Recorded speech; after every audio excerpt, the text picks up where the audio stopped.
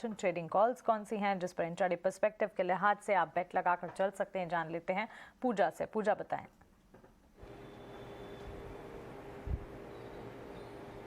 जी, आज सारे he calls में खरीदारी करने की राय है। भारतीय एयरटेल से शुरुआत करते हैं। वहां पर खरीदारी करने की राय दे रहे हैं शेर खान की तरफ से और 708 720 के लेवल्स देख रहे हैं। स्टॉप लॉस सुझा रहे हैं 683 का।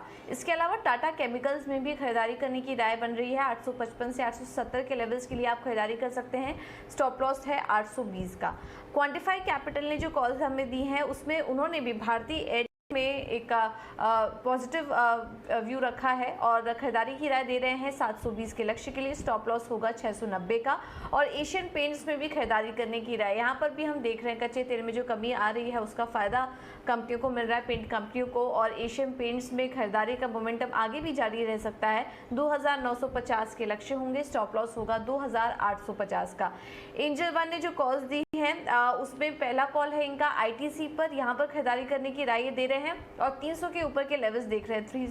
302 के लेवल्स देखने को मिल सकते हैं आईटीसी पर। स्टॉप लॉस लगाइए 284 का। और अगले कॉल में इन्होंने आरएसी में खरीदारी करने की राय दी है। 136 का होगा लक्ष्य। स्टॉप लॉस सुझा रहे हैं 127 का। आगे बढ़ते हैं। निर्मल बैंक की तरफ से जो कॉल्स हमें मिल रही है उसमें उन्होंने पहले अपने कॉल में एसआरएफ में खरीदारी करने की राय ये दे रहे हैं 2250 के लेवल्स के लिए। स्टॉप लॉस सुझा रहे हैं 2110 का। और अदानी एंटरप्राइजेस में भी खरीदारी करके चलिए आज के लिए 2340 के लक्ष्य के लिए। स्टॉप लॉस होगा 2260 का। आखिर में बोनांजा पोर्टफोलियो की तरफ से जो कॉल्स हमें मिल रही है उसमें पहला है एमएनएम फाइनेंस। यहाँ पर खरीदारी करके चलिए। कुछ पॉजिटिव ब्रोकरेज रिपोर्ट्स भी निकल कर आ रही हैं, खरीदारी करके चल सकते हैं 203 के लेवल्स के लिए।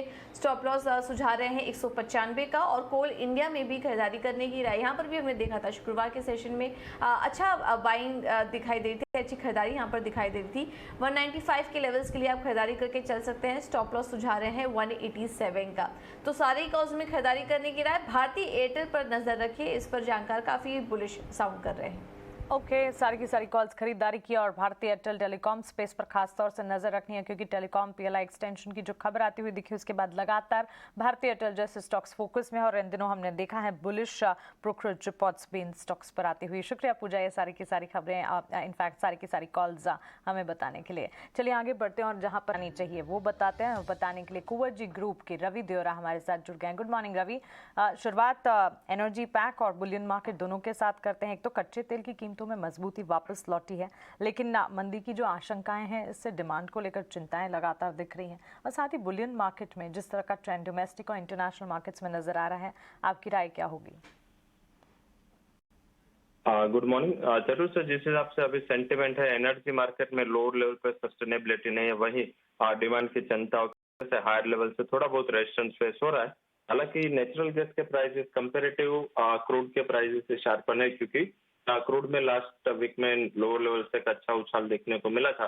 वहीं जो वीकेंड को न्यूज निकल के आया कि जर्मनी में जो इलेक्ट्रिसिटी प्राइस है वो रिकॉर्ड हाई पर पहुंच चुके हैं एंड जो एनर्जी में पर्टिकुलर नेचुरल गैस की सप्लाई को लेकर कंसर्न है, तो मुझे लग रहा है कि एनर्जी पैक में थोड़ा व्यू डिवाइडेड रहेगा।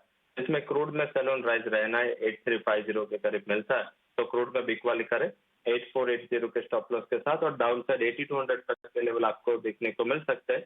वहीं नेचुरल गैस में एक अच्छे गैप अप ओपनिंग की इंडिकेशन है।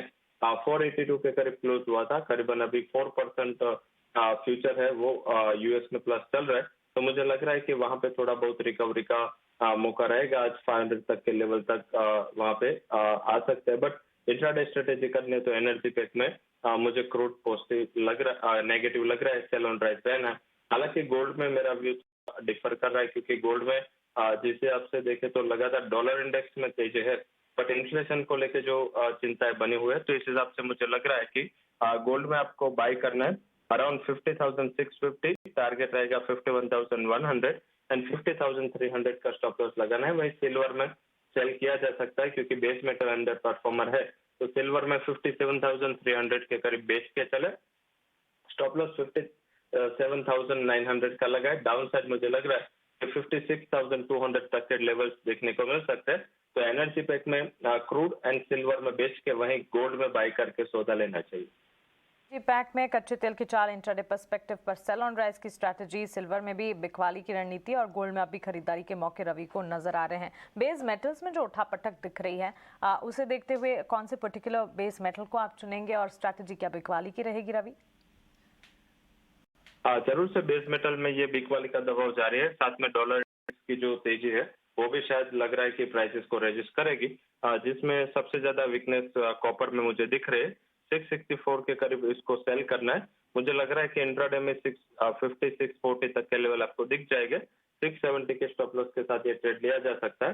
तो मुझे लग रहा है कि बेस मेटल आज अच्छे दबाव में रह सकता है, जिसमें कॉपर लीड कर सकता है।